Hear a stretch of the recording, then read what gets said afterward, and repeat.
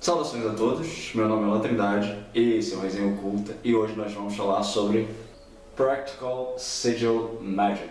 Esse livro foi escrito por Fratello D, contém 133 páginas divididas em 9 capítulos e foi publicado no ano de 2012 pela Llewellyn Publications. Bom, esse livro não tem ele fisicamente, ele em estado físico, né, só nessa versão do Kindle, e esse é um livro em inglês. Então o que acontece? Eu tenho aqui do lado o meu tablet com os trechos que eu for citando, eu já traduzi, porque traduzir simultaneamente a gente sabe que é sempre, né, uma coisa meio complicada, a gente trava um pouquinho aqui, trava um pouquinho acolá. Então já deixei aqui do lado todas as partes que eu for citar traduzidas, mas saibam que o livro, então, essa versão aqui na versão do Kindle, mas também ele existe no estado físico, né? E, bom, esse é um dos livros mais famosos sobre esse tema, né? Sobre sigilos, e sigilo é um tema que vem se tornando cada vez mais popular nos últimos tempos, especialmente pelo pessoal ali da magia do caos, etc., que acabou dando uma grande divulgação para toda essa formulação desse estilo específico de sigilos que a gente vai tratar aqui. Os sigilos, eles pertencem ao contexto da magia desde muito tempo, né? A gente tem uma série de pantáculos ali oriundos da Idade Média, do Renascimento e tudo mais, que sempre apresentam aquelas figuras, né, geométricas meio estranhas para a maioria das pessoas, né? Umas coisas assim traçadas, né? Uns traçados que às vezes tem uma bolinha numa ponta, um triângulo numa outra, ou algum, né, parecem uns rabiscos, umas coisas assim dentro muitas vezes de círculos, de triângulos e tudo mais. E durante muito tempo não se sabia como aquilo ali era produzido, né? Como se eles chegavam àqueles traçados e tudo mais. E para além daquela formulação ali de sigilo, né, que é um outro estilo, então a gente vai tratar desse sigilo aqui que é mais relacionado ao contexto ali dos Oshkia cultos, a magia do caos, e acabou se popularizando também para outros sistemas de magia. Então, na Introduction, ele vem falando sobre a prática dos sigilos, né, conforme esse formato aqui é uma das formas mais atraentes para convencer o interessado em magia, porque além da sua simplicidade, ela também é muito eficiente, né? E essa forma de produzir esses sigilos são então oriundos de Austin Osman Spare, né? E para além disso, ele vem então nessa introdução falando sobre a estruturação do próprio livro, e ele fala assim na página 11: o leitor irá notar que neste volume nos concentramos em criar sigilos pessoais, ou seja, sigilos voltados para o próprio indivíduo. Nisto nos diferenciamos da tendência da maioria de outros livros, as quais normalmente preferem apresentar sigilos tradicionais, porém normalmente mutilados ou imprecisos, extraídos de livros de receitas mágicas de autores obscuros com pouca ou nenhuma experiência prática no assunto. Embora os sigilos planetários apresentados no final deste estudo sejam extraídos da obra de Agrippa de Nettesheim, o que está acima de qualquer crítica neste sentido, uma simples visita a outros livros consagrados sobre símbolos mágicos mostrará que a maioria dos magistas e alquimistas da Idade Média, em sua maioria, desenvolveram sua própria linguagem simbólica de sigilos usando um número bem pequeno dos símbolos já estabelecidos. O mito de que existe um pequeno número de sigilos corretos e uma grande variedade de sigilos errados para as entidades, normalmente demônios, cujos nomes são, salvo poucos casos de exceção, mutilações ou má interpretações de termos mais antigos, tem confundido as mentes de até mesmo mãos altamente experientes. Tal desinformação não deveria mais ser tolerada. Então ele vem falando sobre isso, né, que existe uma certa maleabilidade no uso dos sigilos, né, que os sigilos eles vêm sendo praticados aí desde muito tempo pelo contexto mágico, e que muitas vezes o indivíduo se apropria de símbolos já estabelecidos para então desenvolver seus próprios sigilos e definir dentro daqueles símbolos já estabelecidos os seus próprios intentos. Chegamos então ao capítulo 1, chamado Austin Osman Spare and His Theory of Sigils. Aqui ele vem falando sobre o final do século XIX, ali, o começo do século XX, sobre a grande mudança dentro do contexto mágico, né, que ocorreu nesse período. também ali pela aquela questão que a gente já sabe, né, da Golden Dawn e tudo mais, né, toda essa influência que essa ordem exerceu, os indivíduos que foram unidos dela.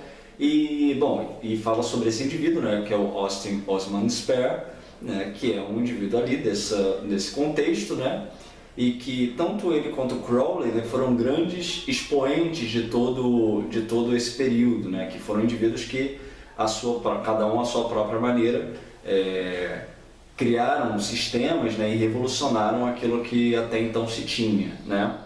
E aí ele fala assim na página 2: Spare nasceu em 1886, filho de um oficial da polícia londrina, e sabe-se muito pouco sobre sua infância.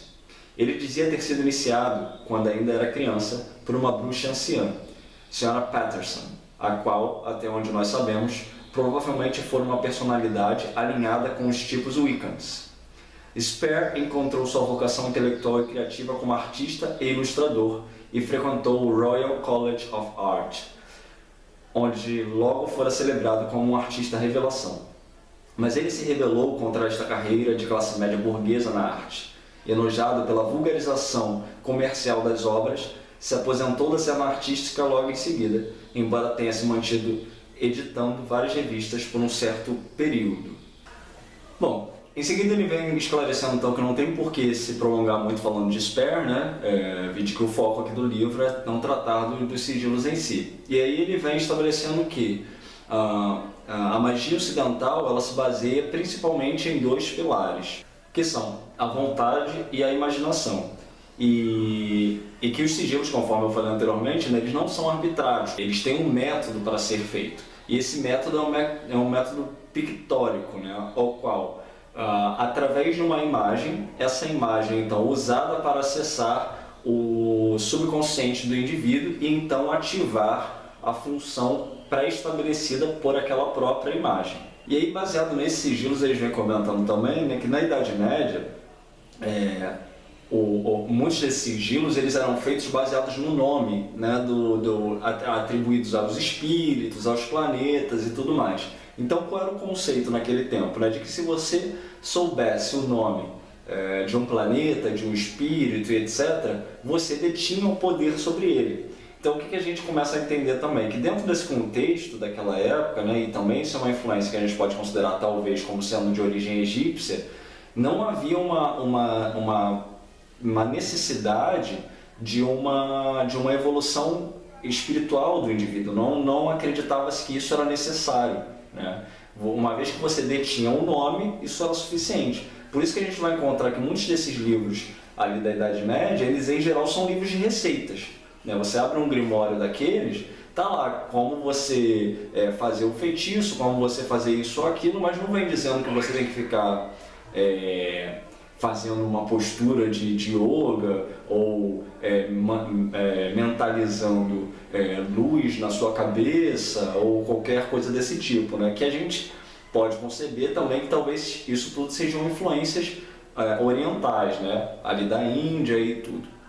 Então, sobre essa questão do nome, né, isso a gente sabe egiptologicamente que de fato os egípcios eles tinham esse conceito, né, de que uma vez que você soubesse o nome de algo, você detinha poder sobre ele. Se a origem desse pensamento da Idade Média é de lá do Egito, eu não sei dizer, mas a gente pode cogitar, né, essa possibilidade. E ele vem destacando também, mais uma vez, Crowley, né, embora Crowley ter tido uma importância muito grande para o desenvolvimento pragmático da magia, né? A magia enquanto quase que uma ciência, né? Na qual você deve experimentá-la, deve usá-la, né? De modo a verificar se funciona ou não, também numa tentativa de se livrar das superstições e tudo mais. Ele concebe então que Crowley deu esse pontapé inicial, mas Crowley acabou não dando continuidade a esse próprio conceito, né, do pragmatismo ali mais radical, porque Crowley então desenvolveu Telema, né? E Telema é uma religião que segundo o que ele vem estabelecendo aqui, né, tem então ainda a sua estrutura ali baseada em conceitos que podem não ser tão pragmáticos, né, quanto uma estrutura de um sistema mais livre, etc., né? Isso a gente pode entender justamente pela natureza também religiosa de Telemann, né? Embora ela não seja restritiva, ela também tem esse caráter. Um outro indivíduo então que ele vai destacar, e outros indivíduos, né, na verdade, que ele vai destacar como tendo também influenciado todo esse contexto ali do Sperry e tudo para a criação desse sistema, foram as próprias ideias do Freud e Jung, né? E todo aquele conceito de subconsciente, inconsciente e tudo mais.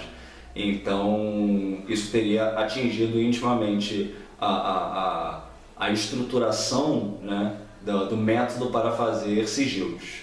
E em relação a isso, então, obviamente, pensa-se que o ideal é que o indivíduo faça os sigilos para ele próprio, ou seja, né, se você quer alguma coisa, não é ideal que você peça que outra pessoa faça, mas que você faça os seus próprios sigilos, e que não há, então, estabelecimento daquilo que é certo ou errado, né? O sistema de criação de sigilos ele é amoral, né? Então, aquilo que o indivíduo concebe que seja certo para ser feito ou errado, não importa, né?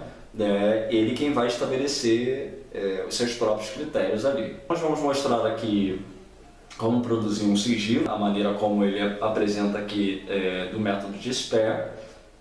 Mas ele vem então destacando algumas coisas antes, que é que você não precisa ser um exímio desenhista para fazer um sigilo, mas é ideal que você se esforce para fazer um desenho de qualidade. Que você pode gravar esse sigilo em qualquer tipo de material, como areia, papel ou qualquer outra coisa, mas é importante levar em consideração que você vai ter que destruir esse sigilo depois. Então, né, o ideal é ser feito num material ao qual você tenha facilidade para destruir ele em seguida.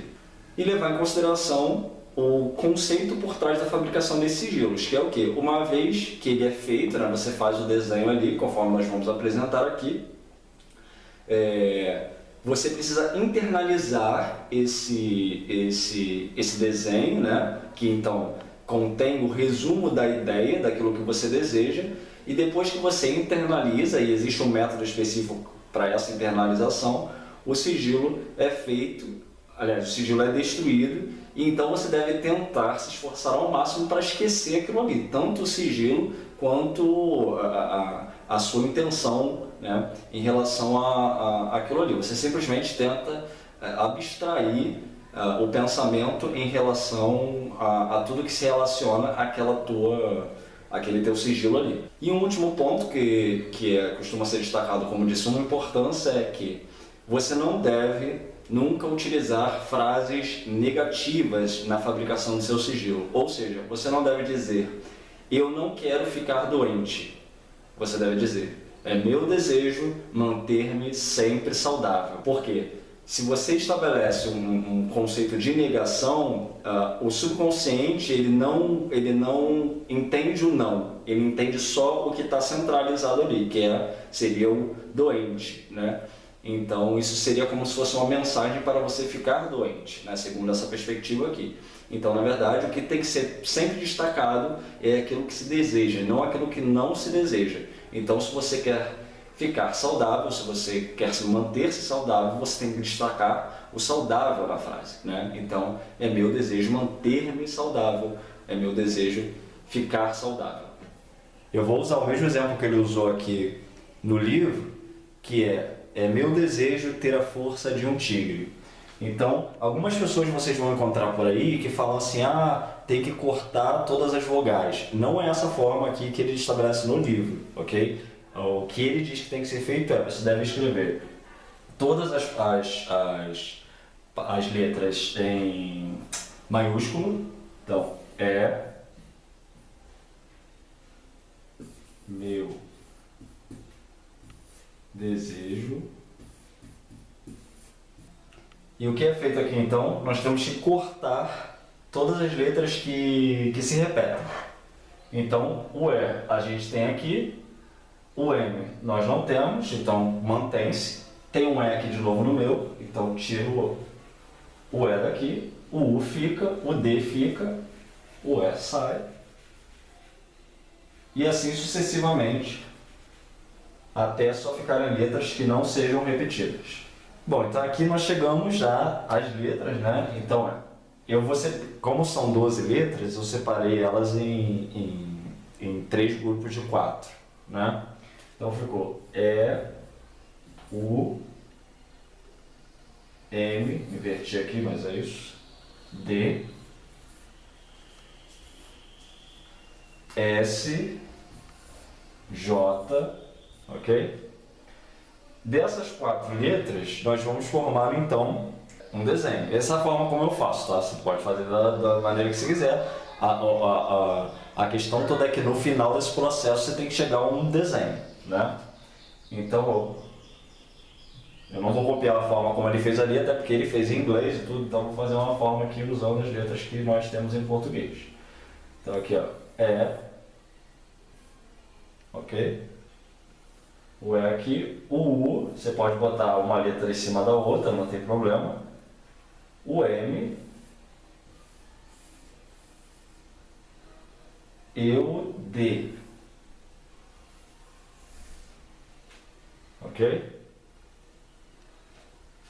Aqui nós temos o S. Pronto. Agora o que a gente tem que fazer? A gente tem que transformar esses desenhos em desenhos mais bonitinhos, né? Então, esse aqui vai virar um outro desenho. E você vai cortando as partes que você acha que não são necessárias.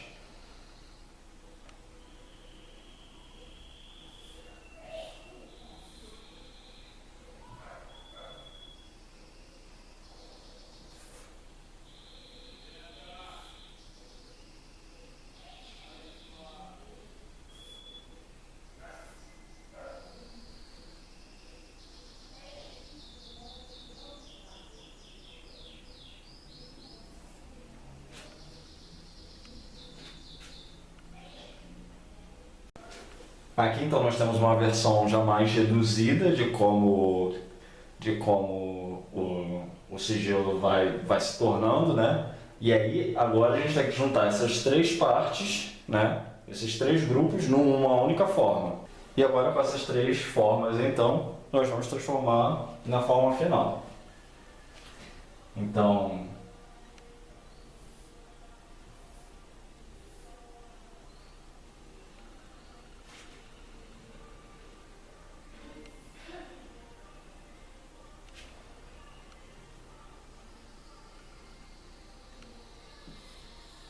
você pode eliminar partes também.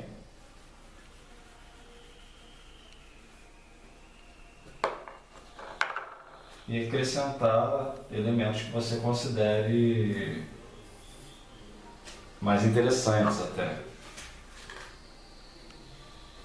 Lembrando que você vai ter que esquecer essa forma no final, né? Depois de ter completado o processo todo. Então não é interessante que você faça de uma forma que seja tão facilmente lembrável, né? Ele realmente tem que ter esse conceito, né, de algo que é meio abstrato e tudo. E tá pronto aí.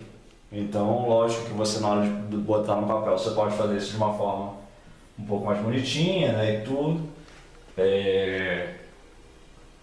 Mas sempre levar em consideração isso, né, de que você vai ter que esquecer o sigilo depois, então não é interessante que ele tenha uma forma muito facilmente recordável, né? Ele tem que realmente ser algo abstrato e tudo, para que você possa esquecer com facilidade depois.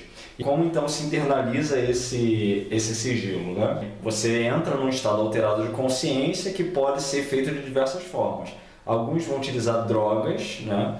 Outros vão utilizar o próprio orgasmo. Então, por exemplo, na masturbação, no momento em que você alcançou o orgasmo, você então internaliza ele, né? Absorve o conceito da imagem, né? Ou alguma outra forma, como por exemplo a gente vai falar aqui mais pra frente, a posição a postura do morto, etc. Uma série de métodos que no final culminam sempre nessa ideia que se relaciona com alterar o próprio estado de consciência para alcançar o inconsciente, o subconsciente, e dessa forma plantar esse sigilo lá.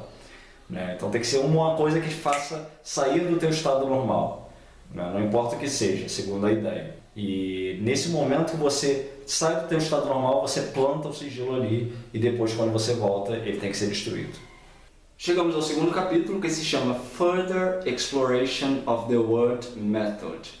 que ele vem falando que o capítulo anterior então foi originalmente publicado numa revista e que o aprofundamento maior não cabia, né, uma vez vide a natureza, né, da revista ser limitada, e que muito do que se concebia então na criação de sigilos há anos atrás vem se modificando com o tempo, né? Como eu citei aqui, por exemplo, tem gente que diz que você tem que eliminar as vogais.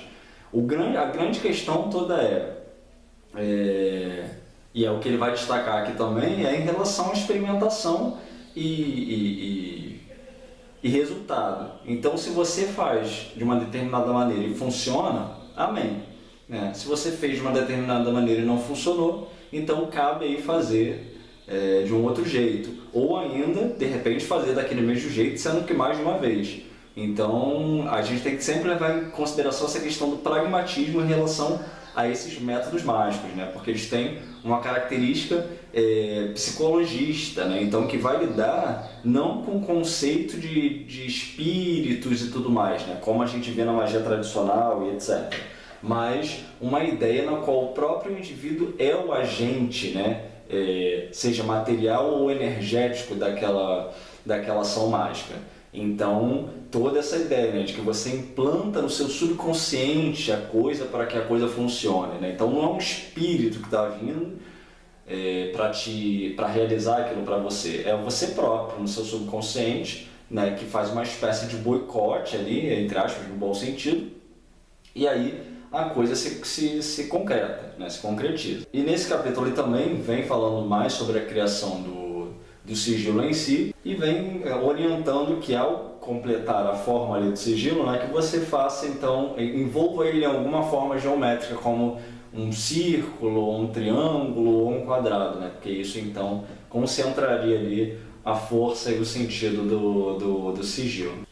E por fim ele destaca então que fatores como o tempo não têm se mostrado muito eficientes em relação à criação dos sigilos. Então é ideal que você não estabeleça tempo, né? Mas, mais uma vez, você também é livre para fazer isso se você quiser, né? Se você resolver estabelecer um tempo ali a qual o sigilo deve se concretizar, faça, né? Se funcionar, amém. Se não funcionar, é interessante que você teste essa inclusão do tempo para ver se funciona. Chegamos então ao terceiro capítulo, The Magical Trends Activating the Sigils. Aí ele vem falando que, aquilo que eu falei antes, né, sobre os métodos de ativação do sigilo, né, que é quando você absorve ele e coloca ele no seu subconsciente, então, e ele vai citar aqui o caso da masturbação, né, como uma possibilidade, além também de métodos como, por exemplo, você fazer vários sigilos para vários objetivos diferentes, e aí você misturar eles e depois ir ativando com o tempo,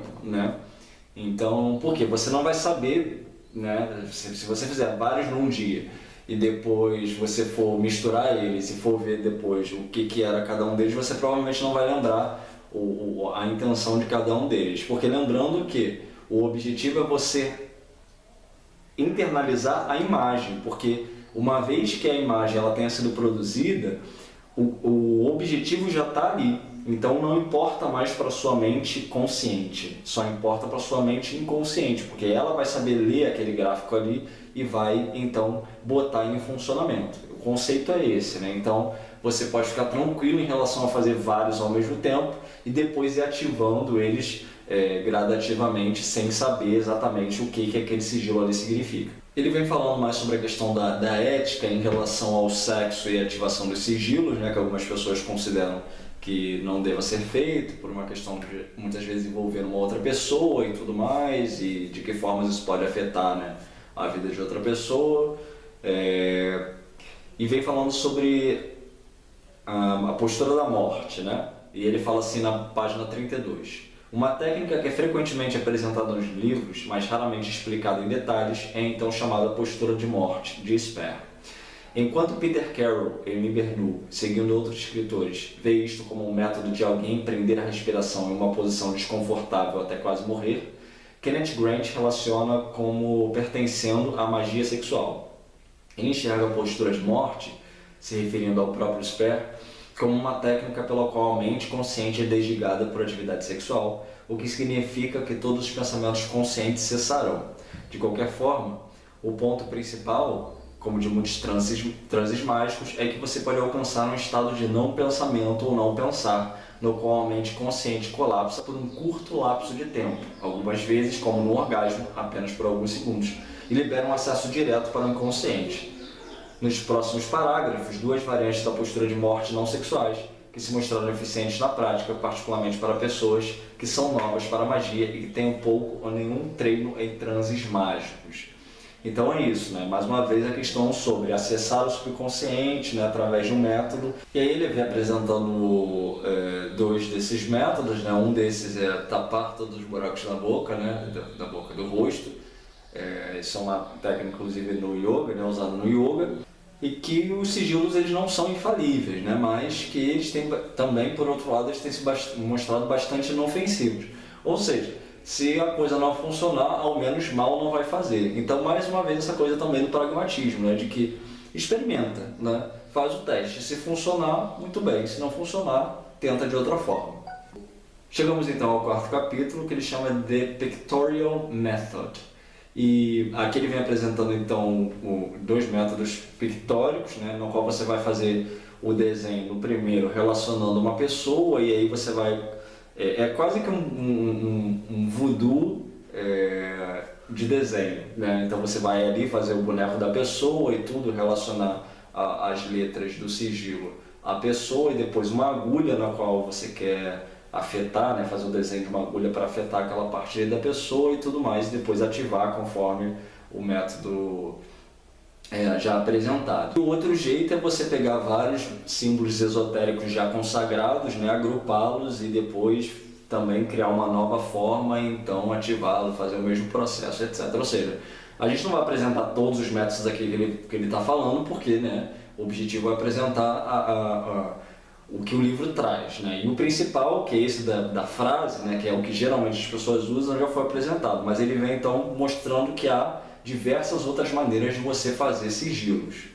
No capítulo 5 nós temos o The Magic Spell Method, que também é uma outra forma, né, de fazer. Você pega as letras da frase, embaralha e etc, e então forma uma nova palavra. E aí, a partir dela, então, você faz uma repetição mântrica daquilo para então haver também a absorção do conceito.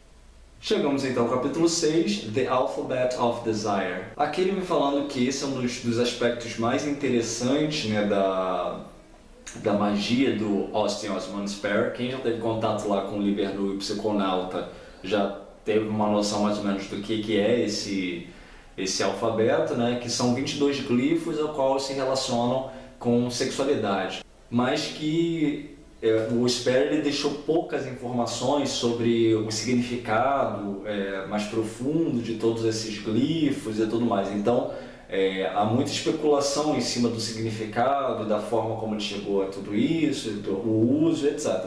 Então cada autor, né, que segue ali mais ou menos a linha do Spare meio que ou dá uma interpretação própria, ou a partir do que concebe sobre o que aquilo ali seja, cria a sua própria forma, né, de alfabeto. Ele então cita Kenneth Grant e Peter Carrington como os indivíduos ali que trabalharam em cima desse alfabeto, etc., que tiveram essa relação mais íntima com esse conceito. Chegamos então ao capítulo 7, que se chama Working with Atavistic Nostalgia, onde ele vem falando sobre o processo evolutivo, né, que ele vai dar apenas uma pincelada sobre essa questão, mas que o conceito se baseia de que nós, né, enquanto seres que evoluímos conforme a ideia evolucionista de Darwin, né, tivemos uma relação com diferentes tipos de seres, né, no decorrer de todos esses anos. E isso, de uma certa maneira, ficou gravado em nossa genética, né? E essa memória genética, então, ela poderia ser acessada através do método de sigilos, né? Então, seria como você decidir alcançar algum tipo de forma animal dentro do seu próprio ser, que está contido na tua biologia, etc., e aí externalizar isso, né, e vivenciar essa experiência. E aí ele ressalta, obviamente, sobre os perigos, né, que isso pode incorrer e que pessoas desequilibradas, seja mentalmente, emocionalmente ou fisicamente, etc., não devem se arriscar nesse tipo de método, pois ele pode ser muito perigoso. E aí ele fala assim na página 87. Não obstante, faz-se necessário mencionar aqui que tal procedimento demanda um grande histórico de experiência mágica e uma forte estabilidade psíquica. E permita-nos lembrar que com a nostalgia atávica, nós adentramos em estágios de vida anteriores ao da vida humana, as quais, quando trazidos à consciência, podem causar resultados catastróficos. Sendo assim, você pode imaginar que não apenas sua visão de mundo como um todo, mas todas as suas ideias comuns sobre moral e ética podem ser drasticamente mudadas pela nostalgia atávica. Você poderá ser totalmente substituído por sua consciência animal ou até mesmo se tornar obsediado, algo que poderia resultar em consequências nada prazerosas nesta nossa sociedade burguesa. Por um outro lado, isto se relaciona com o conceito de Sigmund Freud, que diz que o id foi o que o id foi, o eu será. E também pertence, na terminologia de Carl Jung, ao desafio da sombra, e assim para a individuação do próprio ser. Mas você deveria sempre manter em mente que estará lidando com poderes extremamente poderosos, e se você tiver a menor dúvida se está pronto para isto, mantenha-se longe de todas as maneiras possíveis, a menos que esteja interessado em experienciar uma viagem infernal frente ao outro.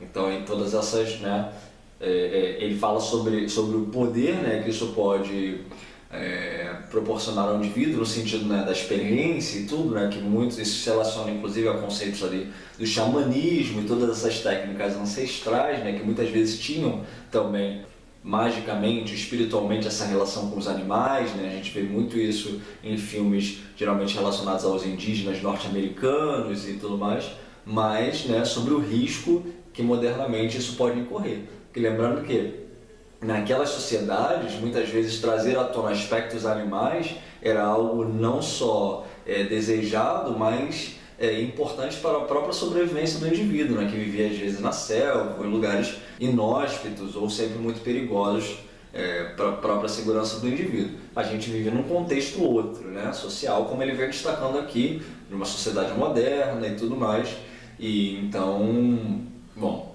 né, é arriscado. No capítulo 8, chamado How Does It Work, ele começa assim, na página 95. Você deve ter notado que os parágrafos anteriores eu frequentemente me referi ao inconsciente, onde os sigilos são implantados, e que depois então começam a trabalhar como fadas do bem. O inconsciente garante que os sigilos se tornarão carne, para usar os termos de Sperry.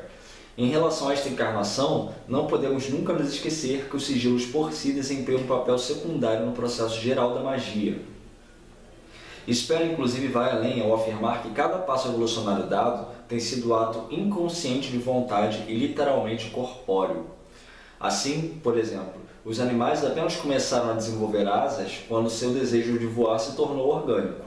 Esta pode ser uma proposição estranha, mas basicamente não é nada mais que uma redefinição da velha teoria de que toda a criação é baseada em um ato de vontade da cabeça de Deus, ou do caos, ou ainda da vontade encarnada. O sigilo é a carne da vontade do magista, logo seus sucessos são encarnações do glifo em si. Então, isso também se relaciona, né, com o que a gente concebe em relação ao plano astral, né? Primeiro as coisas surgem no plano das ideias, né? Ali no que a gente vai se referir frequentemente como astral, das imagens e tudo, né? E aí, uma vez que isso vai se corporificando ali no astral, vai se densificando, e aí, através dessa densificação astral, essa coisa se torna corpo, carne, né? E aí ele vem falando mais sobre psicologia aqui, né? Mais sobre essas coisas, esses conceitos de Jung, de Freud, né? Como o id, o ego, o superego e tudo mais, e de que formas isso se relaciona com magia, né? Mais uma vez essa coisa do inconsciente. E aí ele vem apresentando então várias teorias, né, baseadas nesses conceitos de como a coisa funcionaria. Então, bom, eu vou tentar resumir aqui basicamente, né, a ideia, vou simplificar aqui. Ele apresenta teorias de um ou de outro, a gente vai ler aqui rapidamente o que ele vem falando sobre a teoria do Ray Shawrin, e ele apresenta alguns gráficos, etc. Mas eu vou então em seguida mostrar aqui mais ou menos uma forma mais simplificada do conceito, né? Então ele fala assim na página 97. Ray Shawrin apresenta um modelo explicativo que é bem sedutor. Para explicar a ilustração, devemos mencionar que Shawrin considera o santo anjo guardião como sendo o censurador psíquico. O termo Kia é usado a partir do sistema de Sperr e é apresentado na descrição de Shawrin do ponto K. Assim, A e B se juntam para construir o sigilo, a qual precisa ser implantado em D. Se D se recusa a aceitar o sigilo, isso é provavelmente porque D não o entende. A razão pode ser de que seja muito complicado ou que A e B usam símbolos pictográficos e ideogramas que não são compatíveis com os de D. Shawrin pontua que, de acordo com Aleister Crowley, apenas um magista que seja capaz de se comunicar diretamente com seu SAG alcançará uma conexão direta ao inconsciente. O estado alterado de consciência, C, marca o ponto de interseção entre A, B e D. Ele pode desligar o censurador completamente e, a partir disso, promover um contato direto entre essas áreas da psique. Então, como eu falei anteriormente, né, essa aqui é uma forma simplificada, não é exatamente o gráfico que ele apresenta no livro, mas acho que serve para explicar basicamente o conceito, mais ou menos, que são daquilo que é apresentado. Então, a gente tem o ponto A, que é o ego, o B, que é a consciência,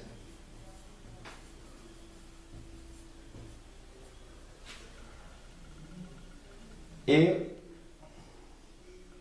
o SAG, né, que é o Sagrado Anjo Guardião, mas aqui eu vou considerar que não seja o SAG, porque, bom, o censurador e o D, que é o subconsciente. Então, a ideia basicamente é, quando a gente quer realizar algum intento, né? O ponto A, que é o ego, se junta com o B, que é a consciência, né? Então, o indivíduo junta a sua consciência e ele quer alcançar aquele intento, né? E, bom, mas existe aqui um elemento que impede esses elementos, então, juntos, né, que formam o sigilo, né? Ou seja, o ego, a pessoa e a consciência, a alcançarem o ponto D, que é o inconsciente, né? Que é o subconsciente ali. Então aqui tem alguma coisa que acontece aqui, né? Que é o censurador, né? Que ele impede que isso aqui, que esses dois cheguem aqui, né? Então esses dois tentam vir para cá, mas tem um sensor aqui. O que esses dois fazem então? Eles, através do estado alterado de consciência, eles então burlam o sensor, né, e chegam no ponto C. E o ponto C, que é o estado alterado de consciência, o que ele carrega consigo? Né? Porque o ego e o consciente se juntaram para alterar a consciência, que é o C, né, o estado alterado de consciência. Mas esse C está sozinho? Não, esse C é quase que um C cedilha, né? E essa cedilha aqui é quase um S, de sigilo. Então a alteração da consciência, dentro desse contexto aqui, ela carrega junto o sigilo. E o sigilo, então, ele é usado para alcançar o ponto D, que é então o subconsciente. E aí, através do alcance da alteração da consciência com o sigilo, que alcança o ponto D, que é o subconsciente, então o subconsciente consegue enviar, né, passar pelo sensor, né, e consegue então enviar a realização daquilo que se quer para esses dois aqui, né? Então a coisa se concretiza, se faz aonde? No consciente, né?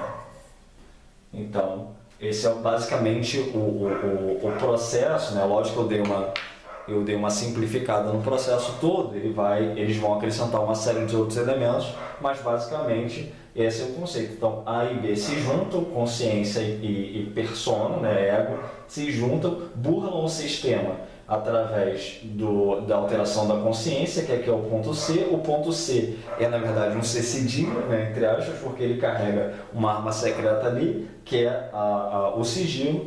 O sigilo, então, alcança o ponto D, que é o subconsciente. O subconsciente, então, burla o sensor e aí a coisa acontece. Chegamos então ao 9º e último capítulo, Constructing Sigils with Planetary Kameas. Ele ressalta então que esse capítulo é baseado no livro de Regardier e que é necessário ter então um certo conhecimento de Cabala e magia planetária para a construção desses sigilos. Traz então um método, né, para a feitura desses sigilos planetários.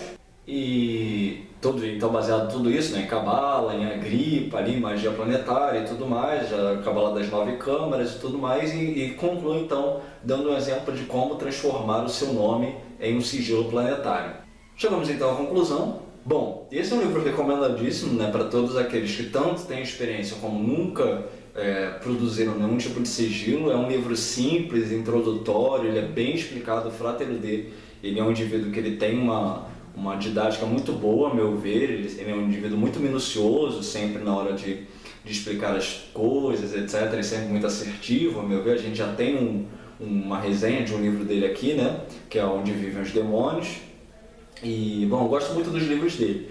E esse livro, então, ele é mais um daqueles que a gente certamente recomenda, justamente por ter essa característica, né, de ser um livro introdutório, explicativo, traz os elementos históricos ali relacionados a toda essa contextualização e além de ser prático, né, você certamente vai sair, passar pela experiência de ler esse livro sabendo como produzir não apenas um tipo de sigilo, mas grande parte dos sigilos, da fabricação dos sigilos modernos, né, como ainda vai ter um bom vislumbre de como os sigilos tradicionais, planetários e tudo mais eram e são produzidos. Então, muito obrigado pela sua atenção até aqui e até a próxima.